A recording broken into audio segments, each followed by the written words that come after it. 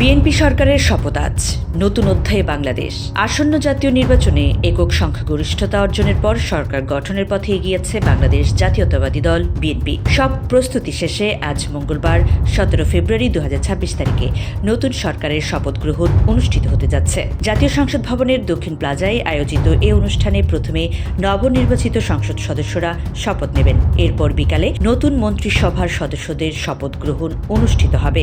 রাষ্ট্রপতি আনুষ্ঠানিকভাবে শপথ পাঠ করাবেন বলে সংশ্লিষ্ট সূত্র জানিয়েছে। দলীয় সূত্রে জানা গেছে, বিএনপির শীর্ষ নেতৃত্ব নতুন সরকারে অর্থনীতি, আইন শৃঙ্খলা ও নির্বাচনী অঙ্গীকার বাস্তবায়নকে অগ্রাধিকার দেবে। ইতোমধ্যে মন্ত্রিসভা গঠনের প্রাথমিক তালিকাও চূড়ান্ত করা হয়েছে। শপথ অনুষ্ঠানকে ঘিরে রাজধানীতে নিরাপত্তা ব্যবস্থা জোরদার করা হয়েছে। আইন শৃঙ্খলা বাহিনীর অতিরিক্ত সদস্য মোতায়েন রয়েছে এবং গুরুত্বপূর্ণ সড়কগুলোতে নজরদারি বাড়ানো হয়েছে।